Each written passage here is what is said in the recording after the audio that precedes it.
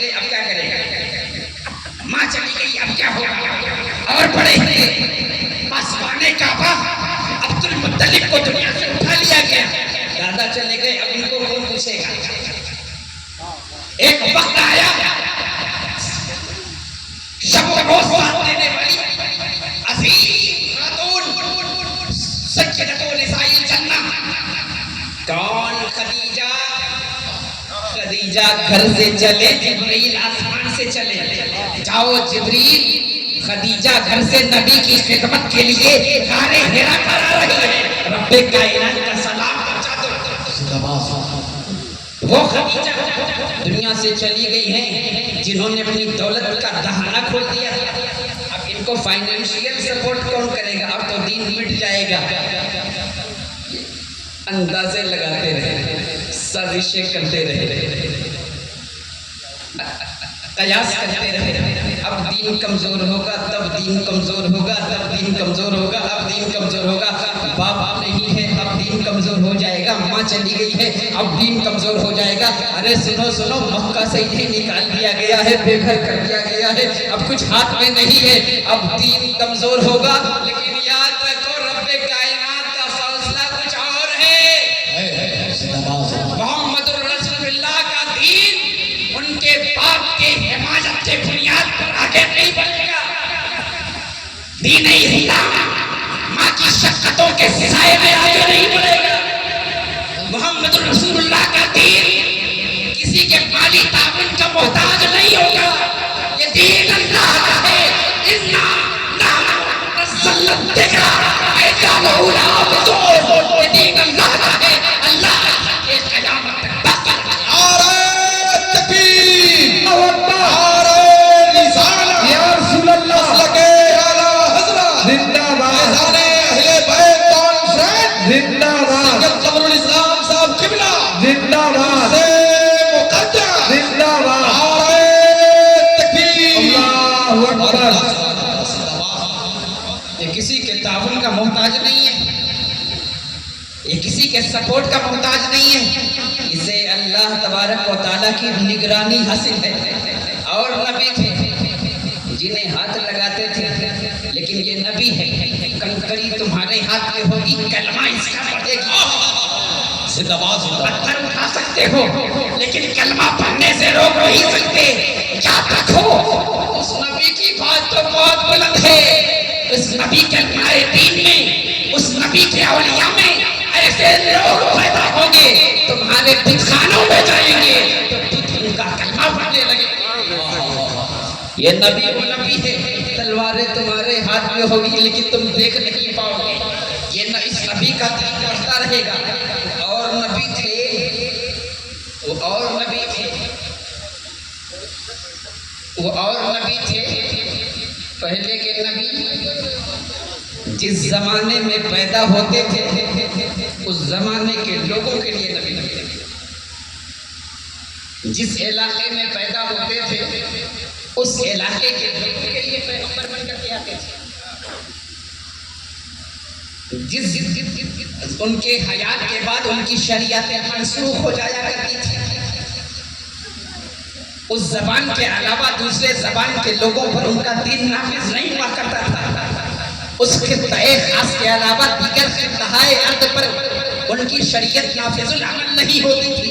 یہ پیغمبر ہے، یہ پیغمبر ہے، اسے ہم نے بھیجا ہے، یہ پرانے والوں کی باتوں کو دہرائے گا نہیں، یہ کفر کے سینے پر لا الہ الا اللہ کا پرچم گاڑے گا، تمہارے سینوں پہ سانپ لوٹتے رہیں گے، یہ دین آگے بڑھتا جائے گا۔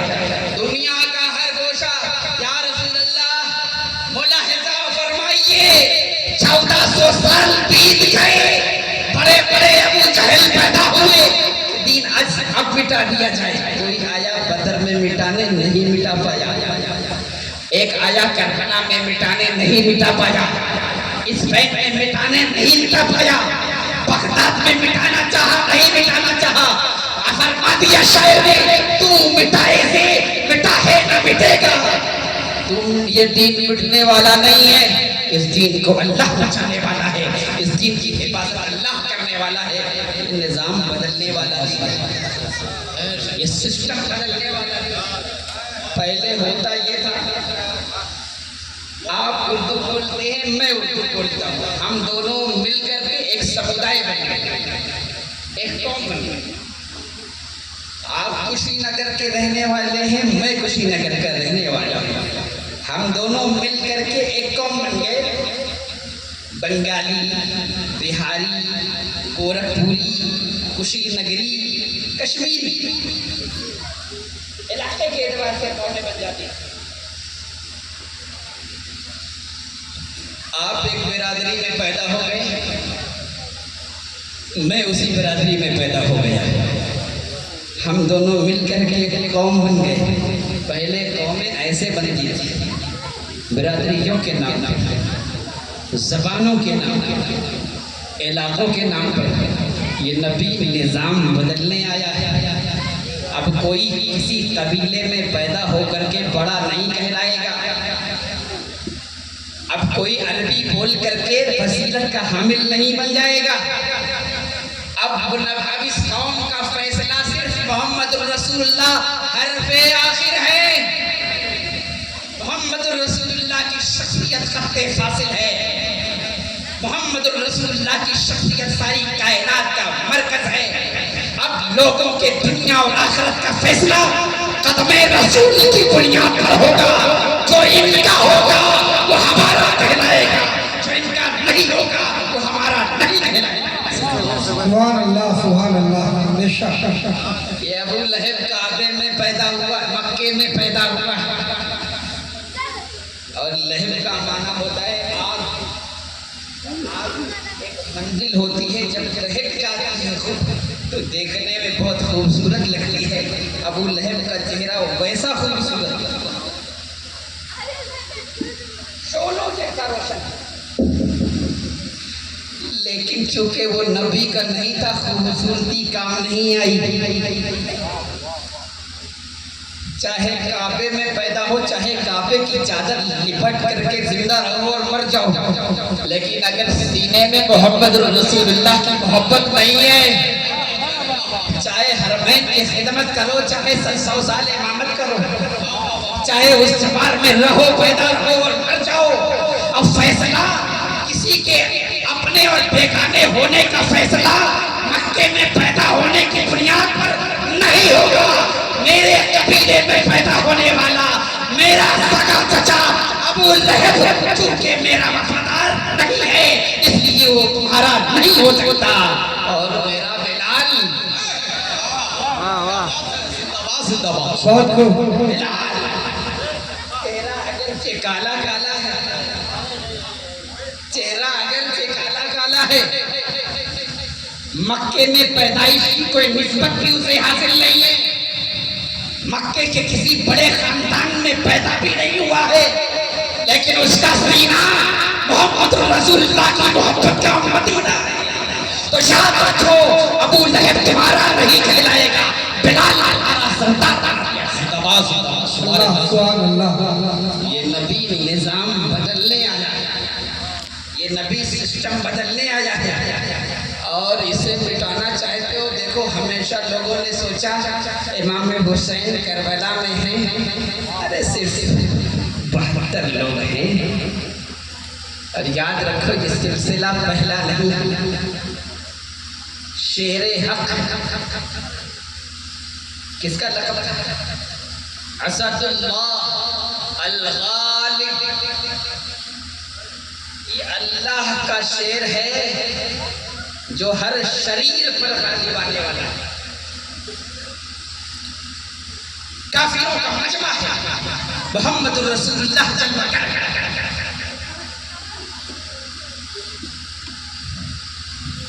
اپنے گھر میں بڑے بڑے کافروں کی دعوت کی،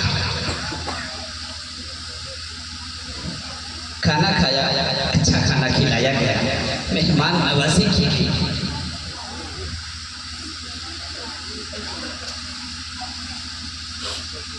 کھانے سے فراغت آقا بولنے لگے، ایک بات کہوں مان لو گے؟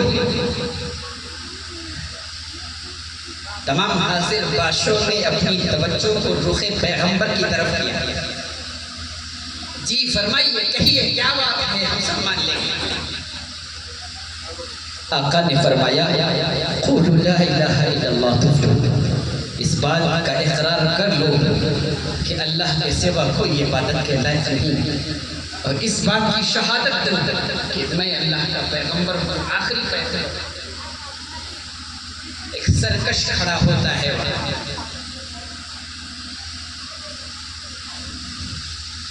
لہذا جمعتنا یا محمد، محمد اسی لیے ہمیں بلایا ہے تبا لک سائر اليوم،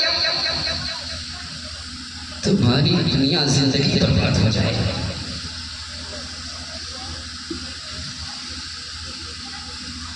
ہوتا یہ برحق جسے اللہ نے دعوت حق کے منصب سرمدی پر فائز کرنے بھیجا ہو، کافروں کے نرغے میں جب اس انکار کا سامنا ہوا ہوگا، اس دل نازنین کو کیسی کیفیت سے گزرنا پڑا ہوگا۔ بوڑھے بوڑھے لوگ ہیں، کسی کو بات سمجھ میں نہیں آئی، ایک 7 سال کا بچہ ادھر کنارے کھڑا ہے، لوگ سوچتے ہیں ہم بڑے ہیں، کچھ خیر ادھر سے آئے گا تو سب سے پہلے ہمارے پاس آئے گا، ہم بوڑھے ہیں، کچھ بھلائی ہوگی تو سب سے پہلے ہمارے دماغ میں آئے گا۔ 60 سال کے لوگوں کو کچھ سمجھ میں بات نہیں آئی، سب انکار کرنے لگے۔ 7 سال کا لڑکا کھڑا ہے اور کہتا ہے یا رسول اللہ میری ٹھانگوں کو دیکھیے، میری ٹھانگیں بہت پتلی ہیں، میری آنکھوں میں آشوب چشم کا مرض بھی ہے، یا رسول اللہ میں ان سب سے چھوٹا ہوں، لیکن آقا میں گواہی دیتا ہوں کہ اللہ کے سوا کوئی عبادت کے لائق نہیں، اور محمد رسول اللہ آخری پیغمبر۔ 7 سال کا بچہ 40 بوڑھوں کے بیچ میں جب بولے تو بوڑھے تمسخر کرتے ہیں، مزے لیتے ہیں، ٹونٹ مارتے ہیں کہ دیکھو یہ نبی ہے، اپنا دین پوری دنیا میں پھیلائے گا، اور یہ ان کے سپورٹر ہیں، 7 سال کا لڑکا ان کا سپورٹر ہے، اور یہ پیغمبر ہے جو پوری دنیا میں اس دین کو پھیلائے گا۔ لیکن یہ کفر تھا جو علی کی ٹانگوں سے ان کی طاقت کو آزما رہا تھا، یہ کفر کا دماغ تھا جو ان کی بیمار آنکھوں سے علی کے ٹیمپریچر کو ناپ رہا تھا، لیکن نگاہ مصطفیٰ نے جب علی کے چہرے کو دیکھا مسکرا پڑے، آقا غم کی کیفیت خوشی میں بدل گئی، اور قدرت نے جواب دیا اے لوگو، اللہ کی ہدایت تمہاری داڑھیوں کو، تمہارے بوڑھے جسموں کو دیکھ کر کے نہیں، اللہ کی توفیق جہاں چاہے، جس پر چاہے، جس طرح چاہے برستی ہے۔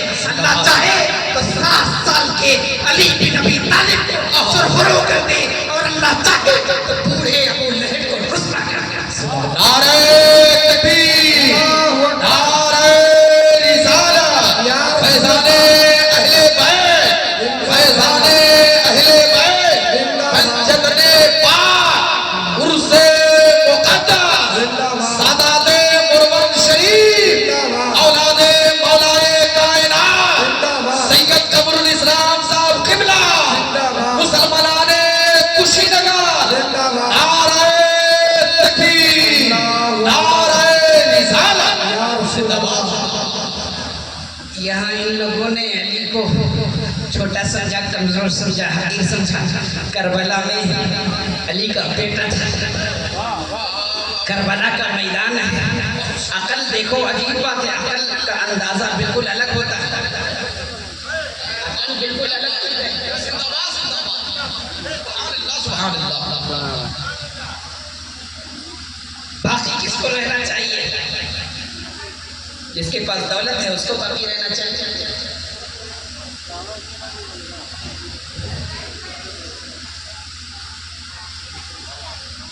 عروج کس کو ملنا چاہیے؟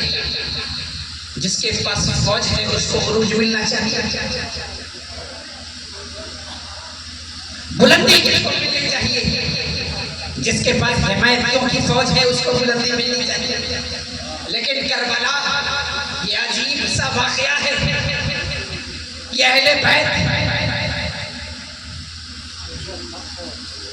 وہ شاعر نے کہا ہے نا، عشق میں کیا لٹائیے، عشق میں کیا لٹائیے اور عشق میں کیا بچائیے، عشق میں کیا لٹائیے اور عشق میں کیا بچائیے۔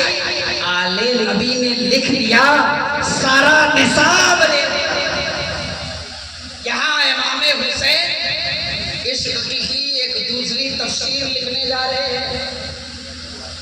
عقل کہتی ہے یزید کے 14 لڑکے تھے، یزید کے اولاد نرینہ 14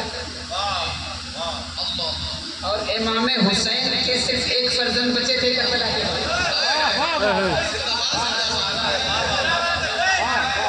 یزید کے 14 لڑکے تھے اور کربلا کے بعد امام حسین کا ایک شہزادہ بچا تھا۔ عقل سے بتاؤ آج باقی کس کو رہنا چاہیے؟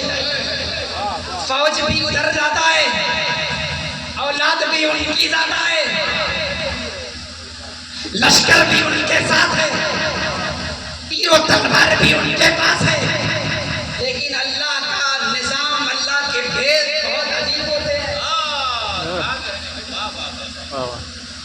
14 لڑکوں میں سے اگر سب کے ایک ایک لڑکے ہوں تو ڈبل، ان سب کے ایک ایک لڑکے ہوں تو ڈبل، سلسلہ پھیلتے جانا چاہیے۔ لیکن عقل کچھ اور ہے، قدرت کی منشا کچھ اور ہے۔ اب تمہاری عقل سے دنیا نہیں چلے گی، اب دنیا حسین کے اثار سے باقی رہے گی، اب دنیا حسین کے خاندان کو دیکھے گی۔ جس کے 14 تھے، جس کے 14 تھے، پورے کوشی نگر میں ٹہلو، پوچھو مجھ سے کہ کون یزید کے خاندان سے ہے؟ ان 14 لڑکوں میں سے کون کس لڑکے کی نسل سے ہے؟ کوشی نگر میں جاؤ کوئی ملے گا، گورکھپور جب چلے جاؤ کوئی ملے گا، پورے اتر پردیش کے کریا کریا، بستی بستی، شہر شہر، نگر نگر، ڈگر ڈگر، گلی گلی گھوم لو، کوئی ایک مل جائے کہ میں یزید کے خاندان سے ہوں، ان 14 میں سے اس کی نسل سے ہوں، بتا دے بتا دے۔ مولانا ہدایت اللہ صاحب موجود ہیں، اگلا ایوارڈ آپ کو بھی دیں۔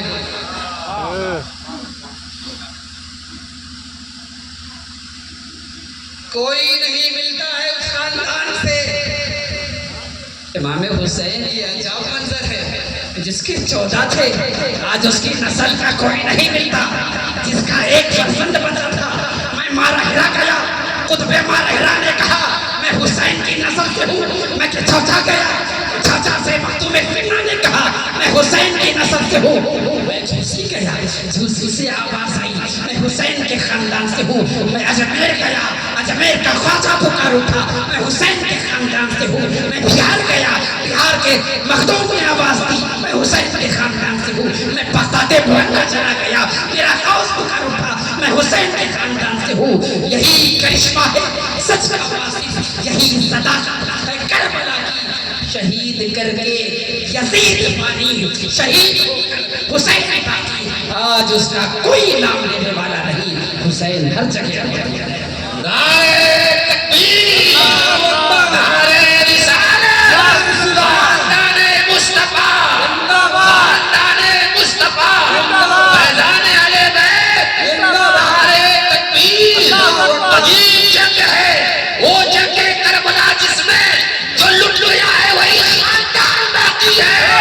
نعرہ تکبیر، نعرہ رسالت، نعرہ رسالت۔ اس دین کی ہر بات عجیب ہے، اس پیغمبر کی بات بھی عجیب ہے۔ یہ تو آپ نے سن لیا، ایک جملہ اور یاد رکھو، ایک بات حقیقت پسند کانوں سے سن لو، یہ نبی جتنا بے مثال ہے، اس نبی کا لایا ہوا نظام جتنا بے مثال ہے، مسند احمد بن حنبل کی حدیث ہے، انا حدکم من الانبیاء وانتم حدی من الامم،